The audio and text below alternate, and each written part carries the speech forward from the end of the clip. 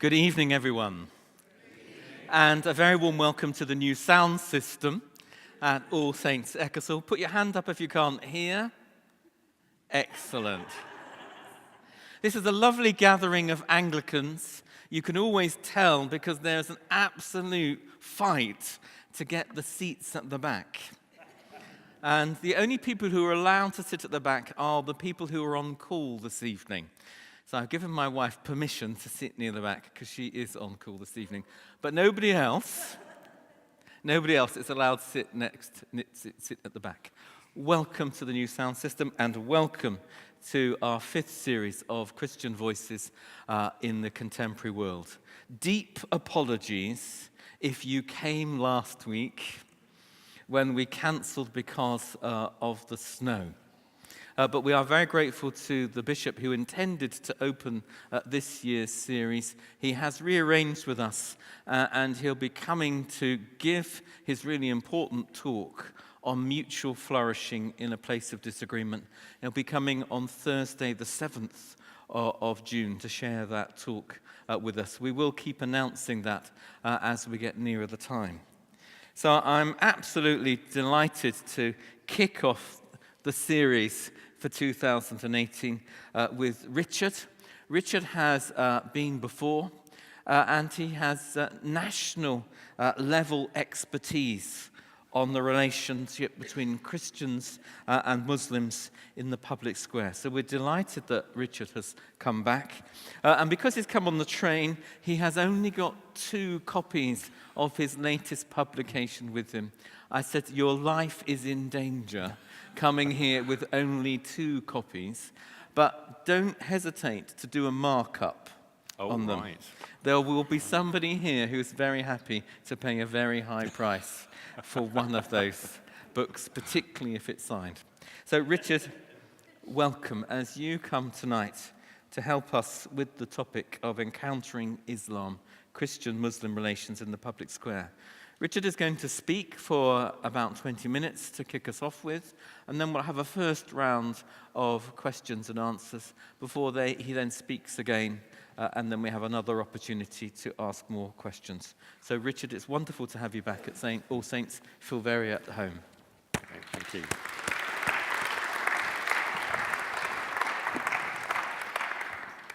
Great, well thank you for your welcome. It is good to be back in Sheffield. I don't think I said this when I was here, is it 3 years ago? Yeah. That I used to come to Sheffield. In my teens, as a family lived in Worksop, just down the road. So Sheffield was the big city for shopping. And in my teens, it was Henry's Wine Bar, the bendy buses, and what was known as David Blunkett's People's Republic of Sheffield. Is that right? Okay. Those were the days, hey? So talking about encountering Islam, I've come from Birmingham this morning via Mirfield. I'm vicar in Sparkbrook, which is inner city, Muslim majority parish.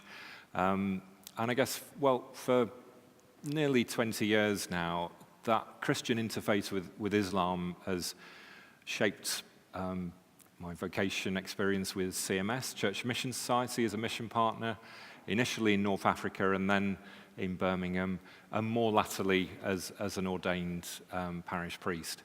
So what you're hearing are reflections that come out of some experience and some academic research as well. So yeah, work with me and hopefully we'll have some discussion as well as we both explore together. So let me give you an idea of the plan. We're going to, if you go back one slide, sorry, thank you.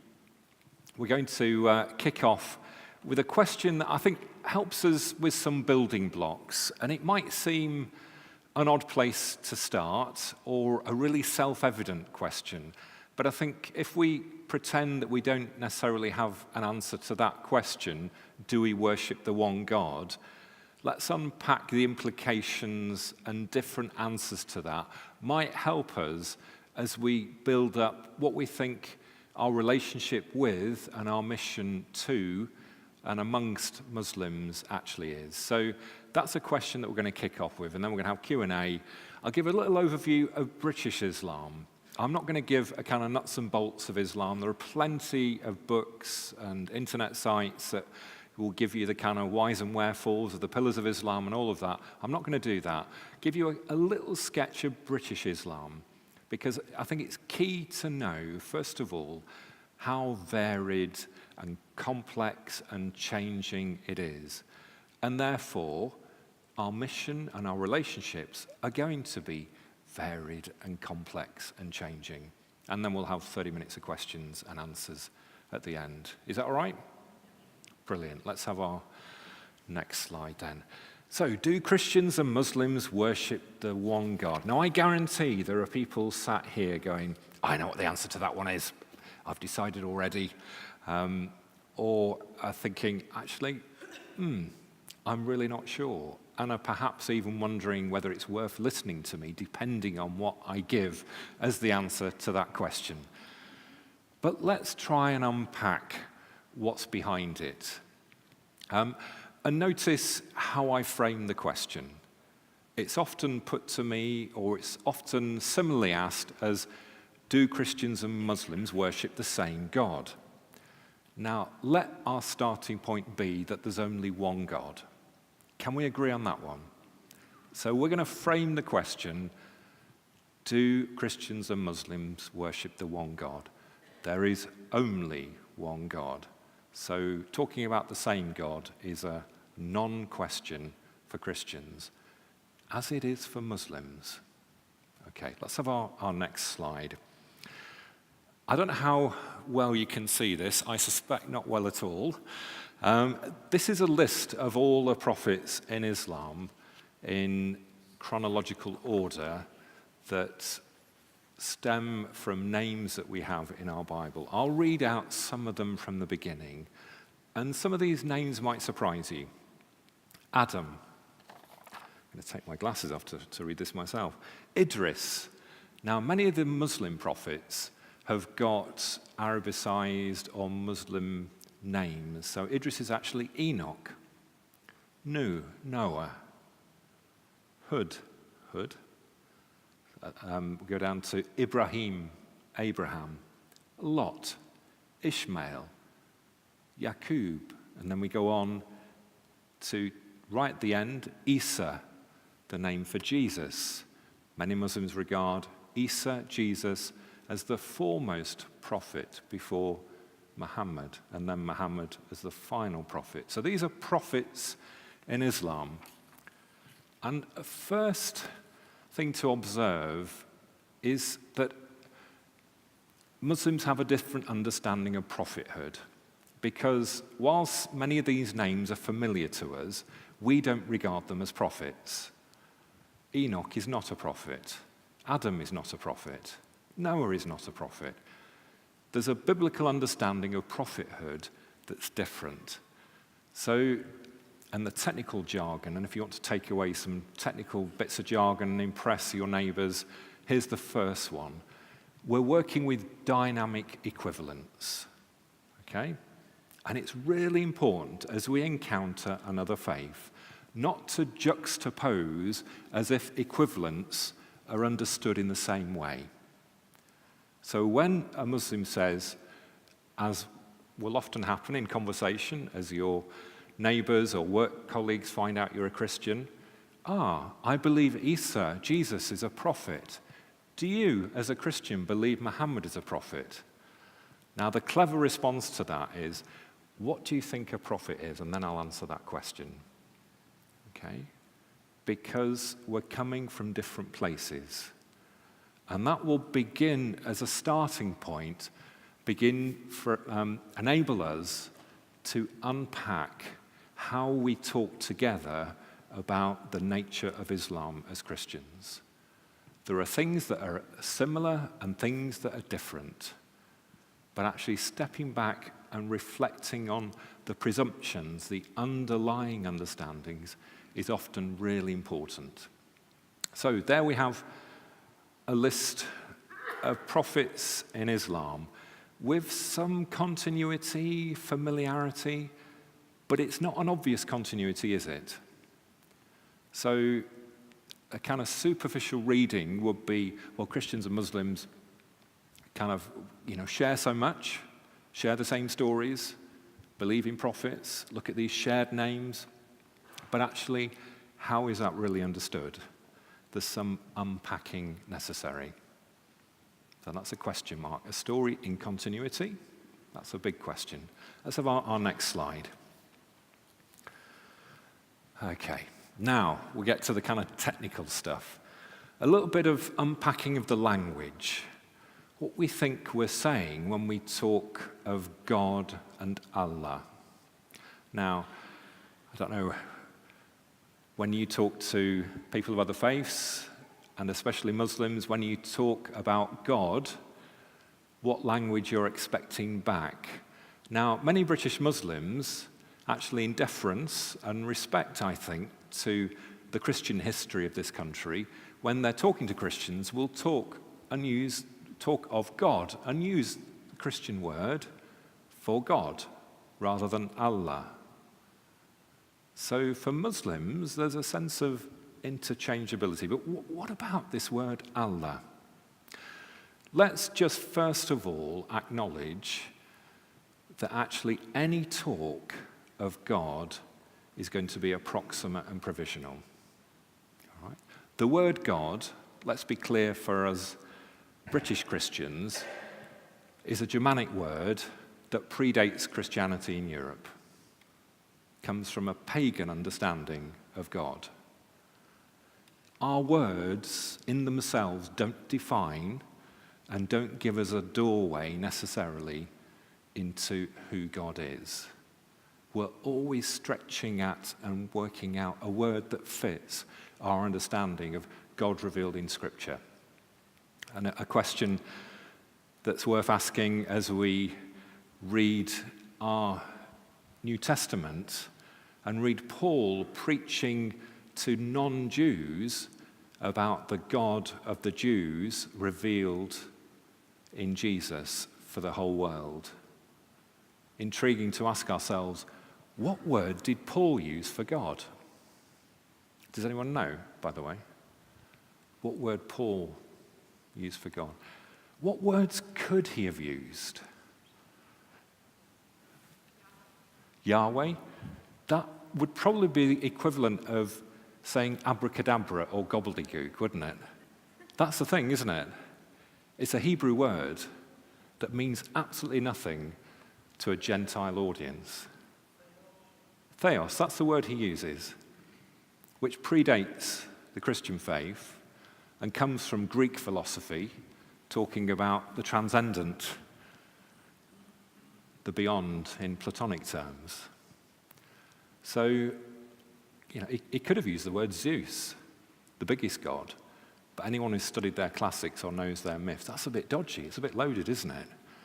So we're finding approximate words. So God, Allah, well, a bit of history, this is the bit of etymology, study of the word.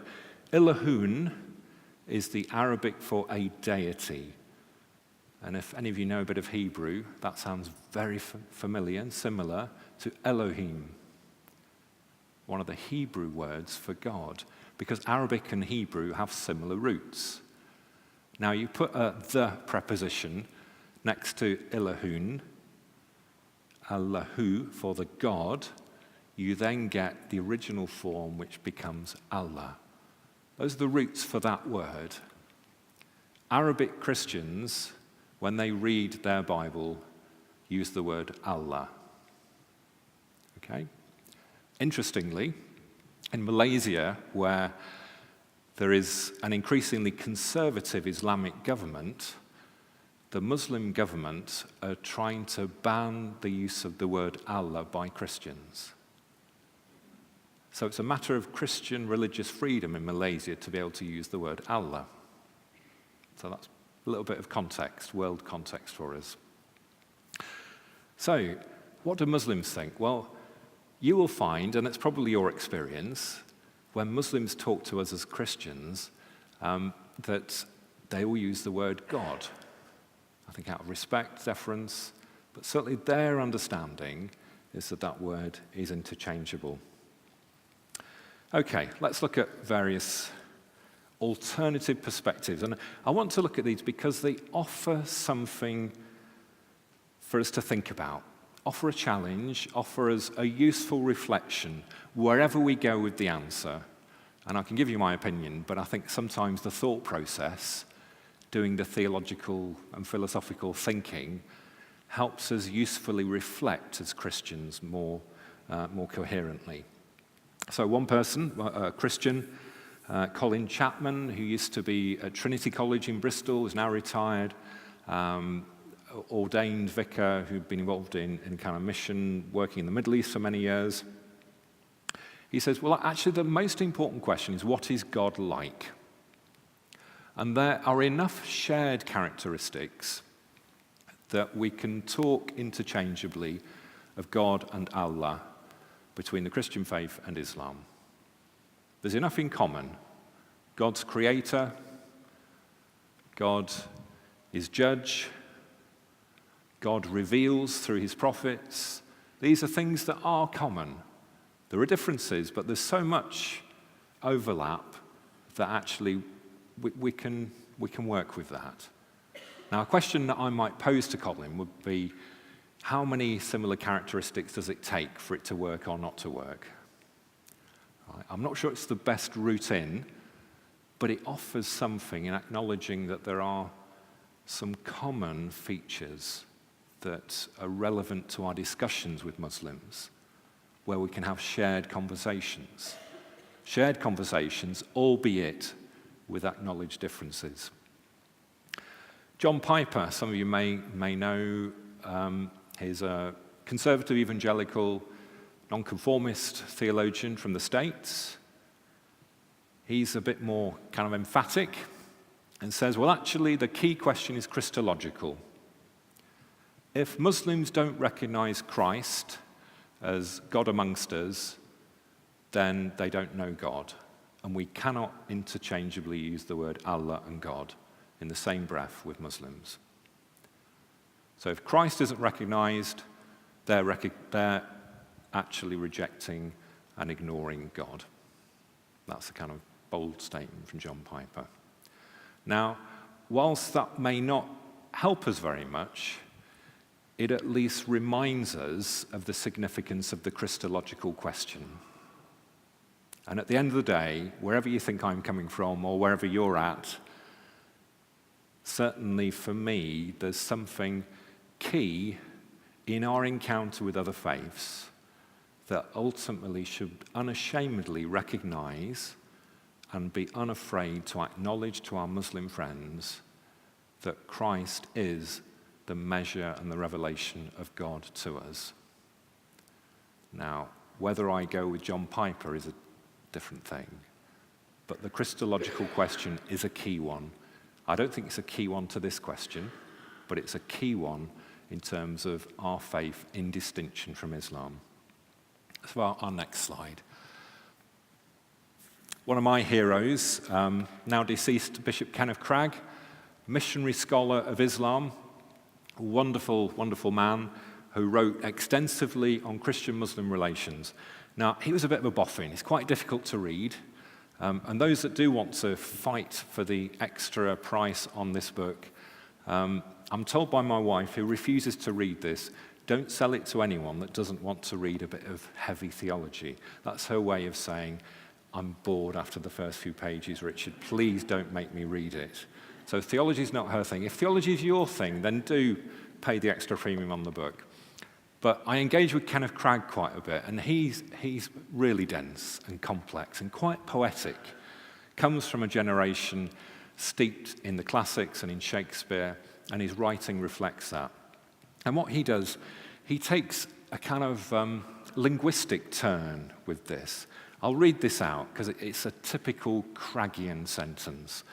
Predicates about God may differ widely, but that God as the subject to different predicates is the same God. Now, those of you who did English grammar at school will understand that sentence. Okay? The subject of our discussions when we talk about God with Muslims is the same. Our descriptions, our understanding, our encounter with may be very different, but the subject is the same. I heard Kenneth Cragg expand on this in a kind of question and answer session, and he said something like, and he was steeped in Oxford Anglicanism. He said, well, if you say, have you been to Oxford? Some people answer, of course, yes, I did. I went there for 3 years and got my degree. Others say, yes, I went shopping. Others have visited the museum there. They're talking ultimately about the same place, but with very different understandings and descriptions. Okay. So that's a kind of linguistic, clever way which unpacks for us, I think, something of the yearning in Islam for the God who is Alpha and Omega, who is beyond, who is ultimately unknowable, that Christians know revealed in Christ. Okay, so that's Kenneth Cragg. Miroslav Volf, celebrated theologian, is at Yale University, comes from I'll get the right way around, I think he's Serbian background, or is it Croatian? One of the two. And his famous book, Exclusion and Embrace, came out of the Yugoslavian civil war, reflecting on what it means to be a Christian in that appalling civil war. And Volf, while he's been at Yale, has been engaging and exploring Christian-Muslim relations and pioneering with a number of other scholars some high-level dialogue events. Now, Volf's quite interesting. One of the things that he says, and it's effectively the thesis to his book, Allah, A Christian Response, he says, peace between Christians and Muslims depends on recognition of worship of the one God. He says, this is a vital question for us today. And for Christians to live peaceably with Muslims, we need to understand that we worship the same God. Now, part of me understands that, has sympathy with it, because it drives us and impels us to seek better understanding, to learn about Islam. But I'm not sure that it necessarily results in peaceable relations. It's never helped Protestants and Catholics murdering each other in Europe, for a start. So as a kind of thesis, I'm not sure it really holds. But there's something there for us to hear. What do we do in the light of the genuine threat across cultures and religions that does exist in a way that probably hasn't existed for many, many years? And how can we better understand each other is a good challenge. And then my final offering, the Roman Catholic Church, Vatican II, that great kind of epoch of Catholic re-understanding of the faith. And for Catholics, there's often that sense in which they say it first became a world church, not that it had never been global, but it had suddenly, for the first time in the 1960s, been responsive to cultures and contexts in their diversity around the world. And two documents within Vatican II reflected on other faiths in a groundbreaking way. And for the boffins, and I try and include myself in this, that read about Christian-Muslim relations and interfaith relations, Vatican II is still referred to, still engaged with, still a source of fruitful and inspiring reflection. And the Roman Catholic Church in 1964, in Lumen Gentium, one of those documents says, Muslims who, professing to hold the faith of Abraham, note the qualification, professing to hold the faith of Abraham, along with us, adore the one and merciful God, who on the last day will judge mankind. And I think one of the reasons Vatican II and its interfaith documents is so persistently relevant, it is because the documents manage to say a lot whilst also saying not too much. So there's an interesting contribution. Let's have a pause, and I think move to Q&A. Is that all right? Wonderful. That's a great start. I really enjoyed my 3 years in Oxford, and now I confess the shopping was great. So the microphone is going to go round, then we're going to pick up some comments and some questions and responses to this first question. Do Christians and Muslims worship the one God? Have I got the question right? Yeah. Cool, I was listening. Who's going to comment quickly? Questions? There's one here, one here. We'll take these two straight away. A lot of head scratching going now. Hi, I go to college on the northern side of Sheffield, and so, as you may know, it's populated by a lot of Muslims. And I think one of the rather taboo topics, I think, in today's youth culture is talking about faith and talking about the similarities between Christianity and Islam. Have you got any ideas of how I can sort of bring that up without getting the sort of response? Yeah, okay. We'll hold on to that question, thank you. Yeah. There was another question or comment just here. I'm not still clear about what the different views of prophecy are between the Christian view and the Muslim view. So I wonder if you could explain that a bit more, please. Thank you, and I'll take one more question or comment at this point. Just over on that corner, Alistair, thank you. I could do it quicker than that. So it starts. Do Jews actually think that Muslims worship the same God? That's a good question. Great. Shall we start off with those three, and then we'll do another three? Okay, right. First one, how to talk about youth, about faith, and particularly amongst Christians and Muslims.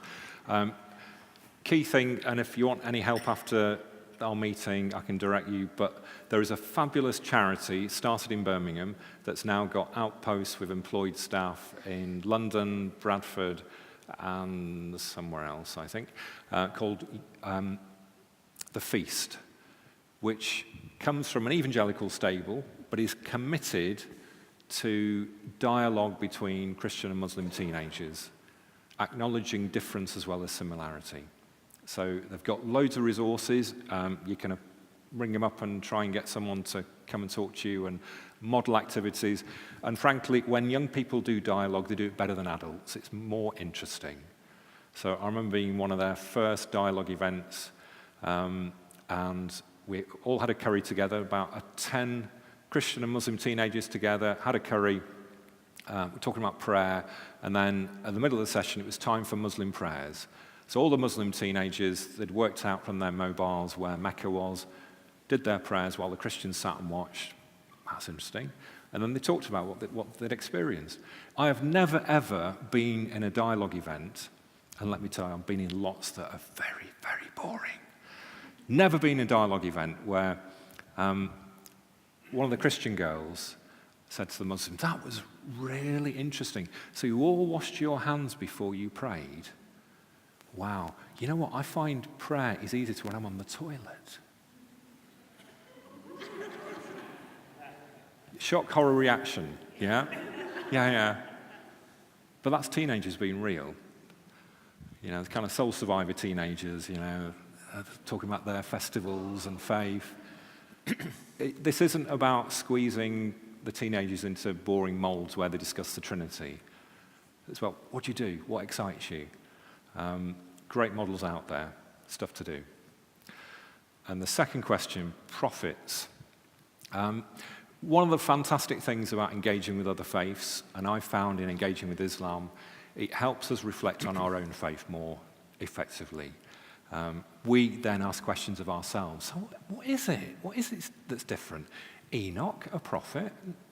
Well, you kind of dig a bit deeper and you look at what we call the prophetic books, and you see that there is a pattern of how God calls people with a message, and he often calls them, the prophets, to embody that message in some way, and many of them suffered and embodied it.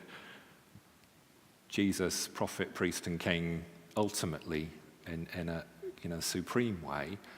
Our understanding of the likes of Noah and Enoch King David, right? They didn't have a message. They were just friends of God, or God revealed certain things to them in terms of his plans, but there was no message to be given to the people through them. Another aspect of prophethood in Islam, they believe that all these people had messages that have somehow disappeared because they've all been corrupted or altered, and the only one left that's pure is the Quran. Muslims believe that prophets live sinless lives. Now, if we think David was a prophet, for example, then we think differently about that.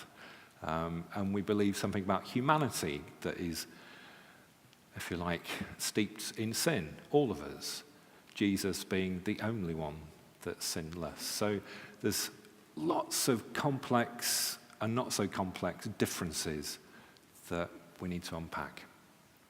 And the third question, do Jews believe that we worship the same God? Much like, as we may say of Christians and Muslims, some do and some don't. And some Jews will believe that Christians worship the same or don't. So there's a whole mix. Great. We'll take a couple more quick questions or comments, and then we'll go into the major part of the talk. Who's going to go quickly? Just here. Thank you, with Rob.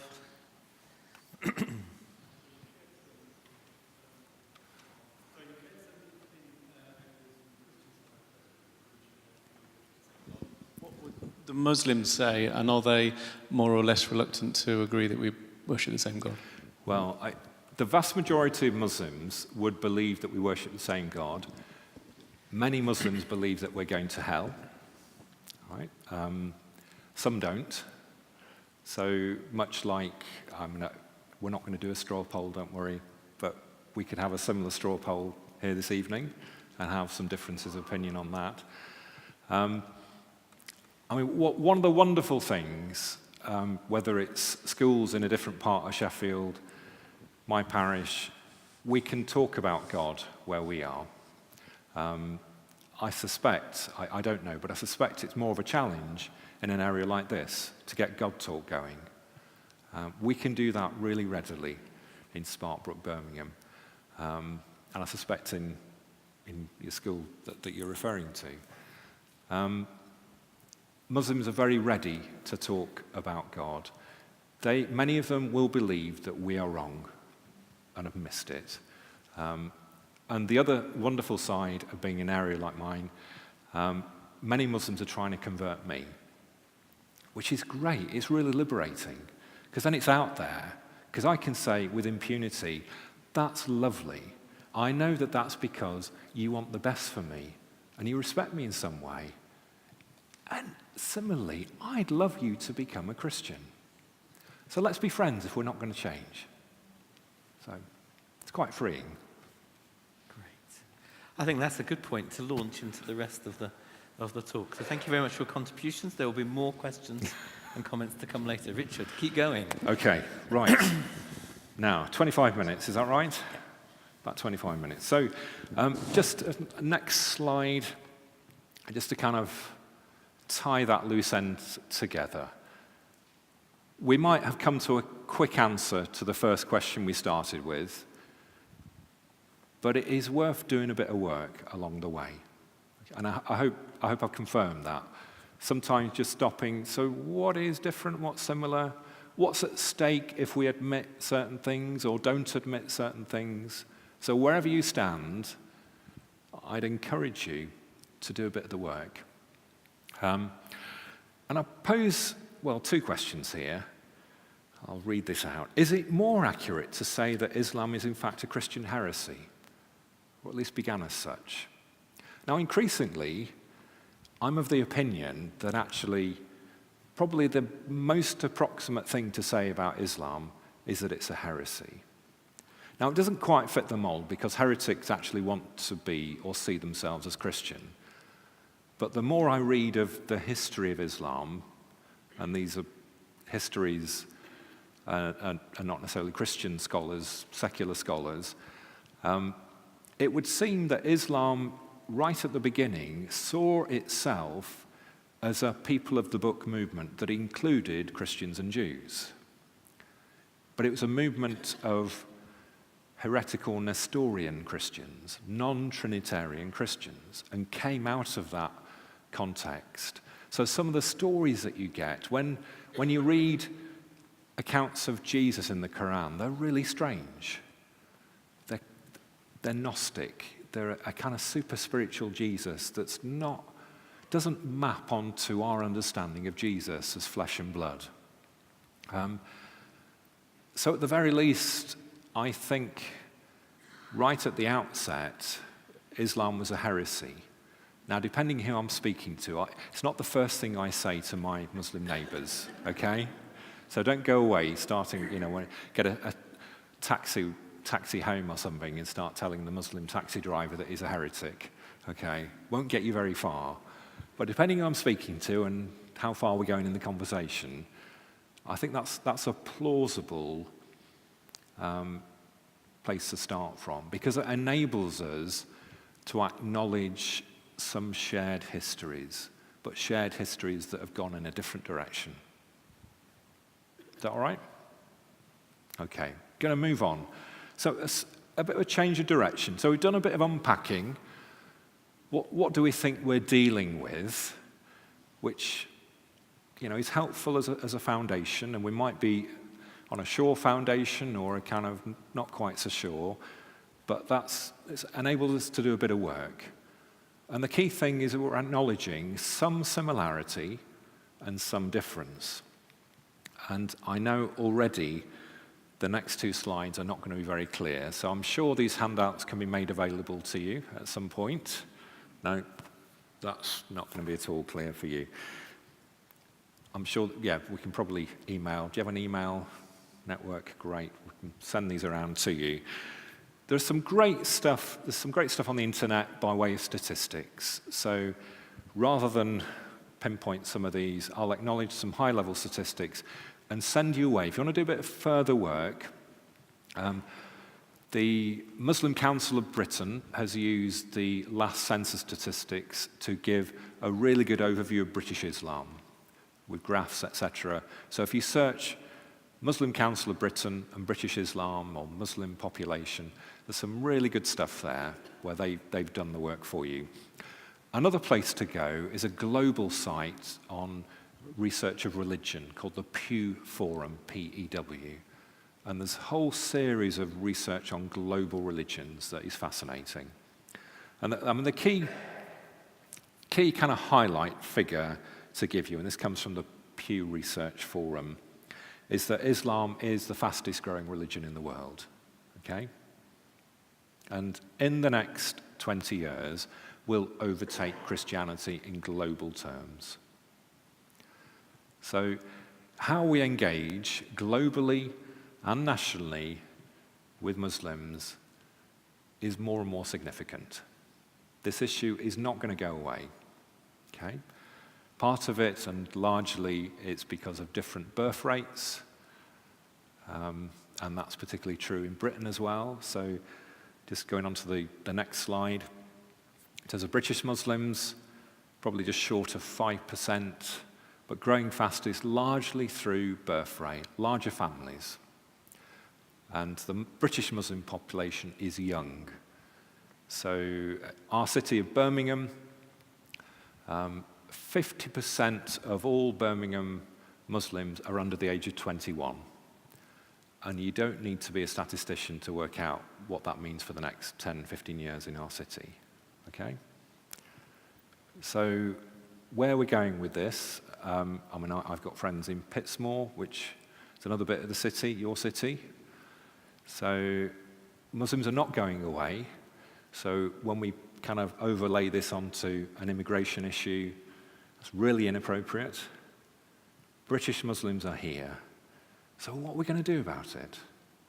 What's the Christian response? How do we engage? And I think my contention will be, and if there's one thing you take from tonight, it would be that British Islam, and Islam in general, is diverse and changing. And well, a friend of mine, Phil Lewis, talks about, there is no such thing as Islam in general. There is no such thing as Islam in general. Islam has kind of contours, trajectories classically, but each person you find will be different. Just give you some anecdotes, and I continue to be a victim of this, right, of preconceptions. You know, you assume certain things about certain people. I even did it tonight in the taxi coming from the station. So a Somali-looking guy was a taxi driver. So I said, you know, hello, well, kind of captured a bit of a Horn of Africa accent. I thought, oh, this would be interesting. Maybe I'll tell the taxi driver I'm talking about Islam to a church in Ecclesall on the way. And then I saw a cross on the dashboard. So where are you from? Eritrea. Oh, so you're an Eritrean Orthodox. Yeah. Now, what's going on behind the colour, the faces, the cultural garb that we encounter? What's the variety of stories and influences? I remember early on in my time in Sparkhill, taking my then toddler daughter to Sparkhill swimming baths for her first swimming lessons. Now, Nellie's in her first year at university now, so it's a long time ago. And these benches put alongside the paddling pool area for the first swimmers. We arrived a little bit late, and all the benches were full, except for one little corner at the end. And I was tired. It was Saturday morning. I didn't want to be there. I didn't want to watch my daughter pretending not to swim in a paddling pool at Sparkhill Baths. But the space that was left at the end of this bench was next to a fully veiled Pakistani background Muslim woman. Oh no, and I've done mission training, and I really don't want to squeeze my buttocks too close to this woman in a veil on this bench on a Saturday morning. But I've got to. I'm tired. So I sat there, perching as far at the edge of this bench as possible. Halfway through, I got this tap on my thigh. Your daughter's a really good swimmer, isn't she? What's behind all these stories? What's behind the people? If we go on to our next slide. One of the things that I would really commend to you, and I suspect all of you, whether it's work colleagues or members of the family in other parts of the country that are next to Muslims, or whether you've got a favourite curry house or a favourite taxi driver, your kids at university or your grandkids at university, we've all got some overlap in contact with Muslims. And it's really helpful for us to try and get under the skin of what their stories are and what the pressures are. Just to give you kind of trajectories, a sense of the streams within Islam currently. So in Britain, and it's helpful for us to distinguish here, because too often, and successive governments have played this game, they've used conservatism and extremism interchangeably.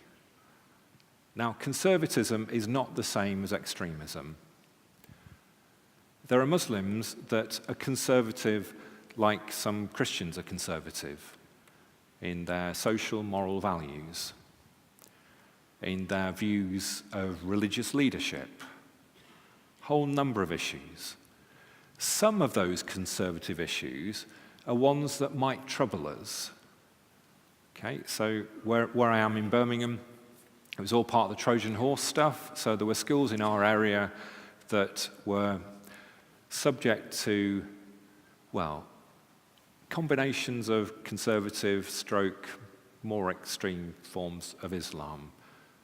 Most of the unhelpful things that were happening in some of those schools were unhelpful conservative approaches to Islam. So there are some Muslim groups that don't believe in music as a good thing, think it's haram, think it should be forbidden. Now, I don't think it's a terribly radical thing to say, but it's something that sometimes some of our secular leaders have found difficult to say. I think we should defend the rights and the freedoms of this country and its heritage to play music in schools and to do drama. These are good things. I don't care what anyone says about freedom from religion. On that basis, those are conservative approaches that have no place in our education system.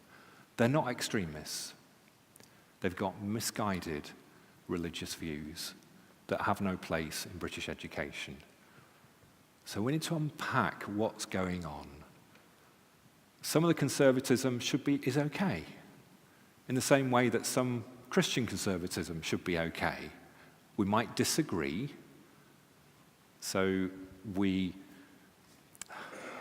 where I'm dodgy ground here, naming something that's conservative. I'll go for it. You can get me later. Gary's not put me up to this, so don't blame him, just blame me. I'm a guest. It's all me. So, some conservatives don't believe in evolution.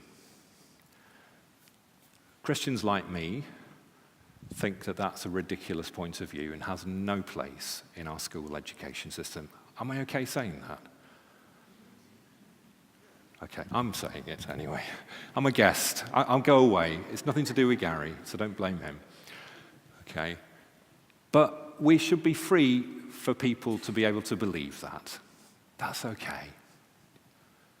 We shouldn't teach our kids that the world was literally created in 6 days, whether they're Muslim or Christian. So there are different things going on. And many British Muslims, and this is where we need to get the diversity question kind of clear, many British Muslims, for good or ill, and there are issues behind this, still marrying into the subcontinent, are from rural backgrounds where education is low, where poverty is a reality, and so culturally there are practices and there are beliefs that seem backward and really struggle to fit in British society. That's a question for education and a question for robust education, but there's culture and conservatism, but they're not necessarily the same as extremism. And then there are those, and this is where extremism has a real spectrum, those that don't believe in the validity of British society. Now, I've met some Christians who are of this opinion. Christians that don't believe you should vote. They are out there, yes, they are. There are some Muslim groups say you shouldn't vote. It's an apostate system. And until there is a caliphate, then Britain is irredeemable. Now, so long as they're not going to go around about that business violently, and so long as they don't get any public funding, I'm happy to agree that they're completely wrong, but we shouldn't be locking them up. Right? So you see there's a whole spectrum. And then at that extremism end, there are the small minority that do want to do violent things. Now, some of the big questions that we have, and this is why I started where I did with unpacking what we think Islam is, sometimes it's posed as do you think Islam is a religion of peace or a religion of violence? And my answer to that question is, well, which Islam? Many of our political leaders, and I'm thinking Tony Blair here, who naively talked about having the Quran on his bedside table at night, even Barack Obama, certainly David Cameron, certainly I'm kind of attuned to the soundbite. This is not Islam. Islam is religion of peace. My contention would be it's a version of Islam. Because to say Islam is a thing says something more than I think Christians can say. If we believe Christ is revelation of God, if we believe something about Scripture, I don't know what other religions are. I know that I can encounter the grace of God in people of other religion and none, wondrously. But it's not because their system is right. It's just because God is good and God is in the world. And God is the author of all that is good and true and beautiful. So I'm going to pause there. You with me? Have I, made that clear? So is Islam a religion of peace or a religion of violence? My slightly odd, equivocating answer wants to say, well, it's not as simple as that. It's neither one or the other. There's a whole variety of stuff out there. And in one sense, and this is where you definitely might get me later, isn't Christianity too? Now, I believe something about the church, but even the church is a mystery in terms of, well, I believe God's faithfulness in the church. I believe in the relationship that we can have with Jesus Christ.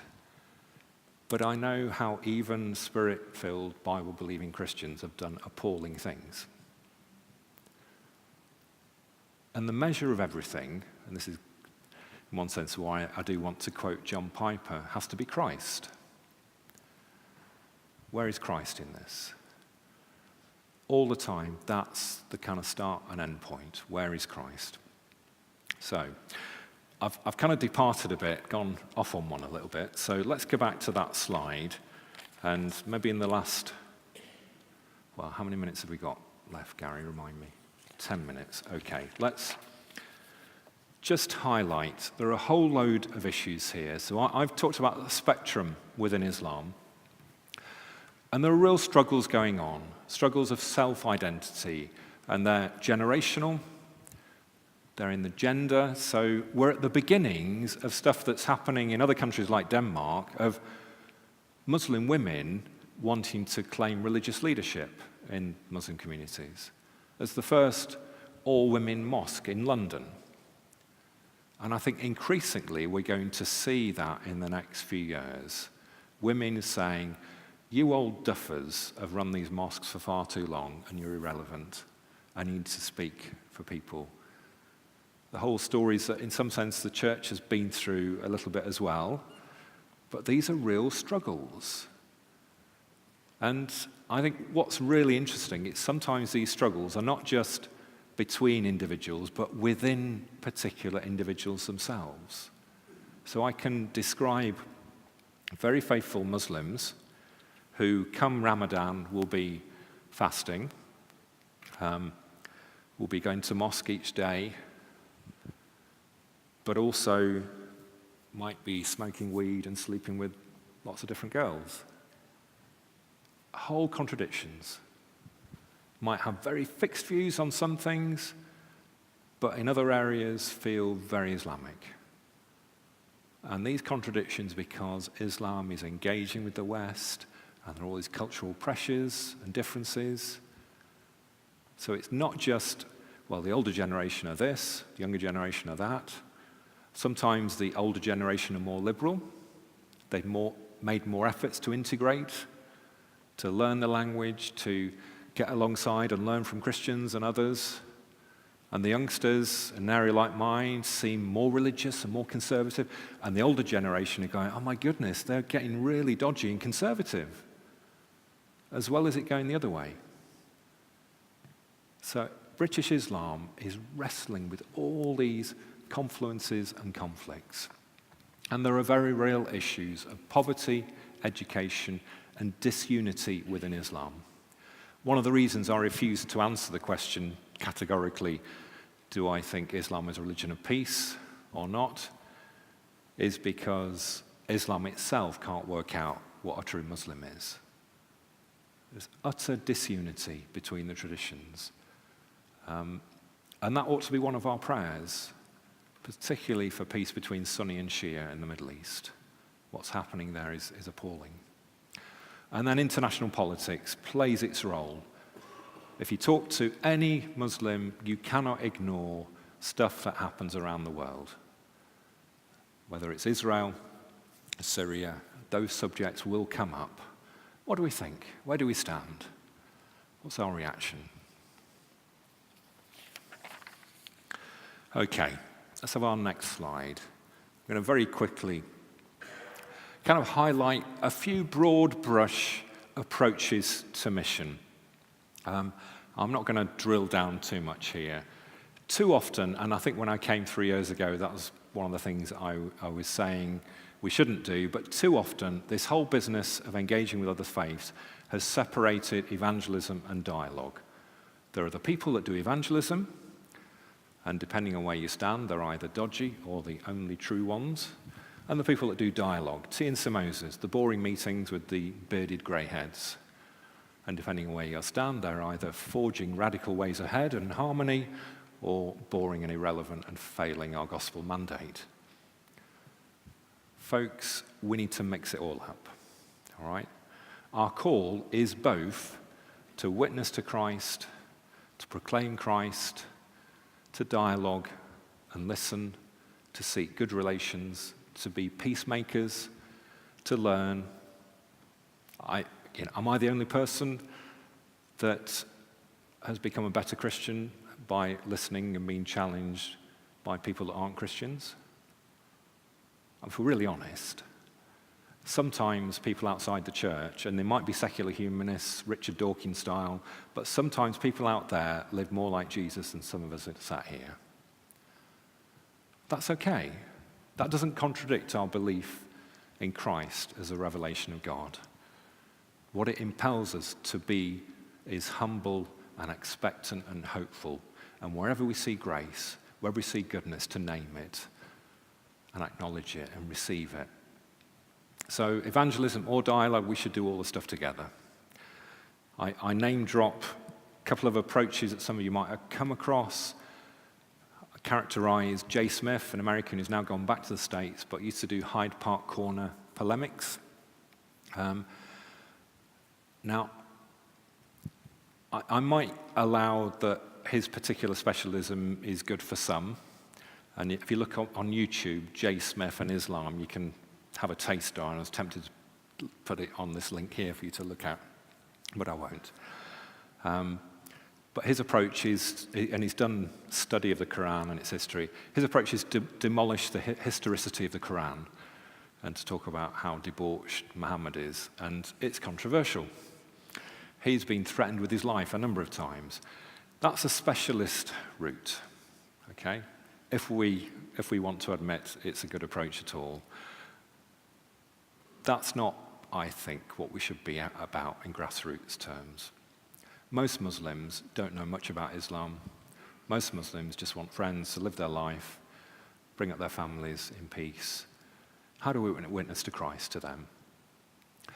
The stuff out there, you may come across Patrick Sugdeo of the Barnabas Fund, how I characterize as political polemics. So there's quite a bit of scaremongering, I think. And if we just show this next map,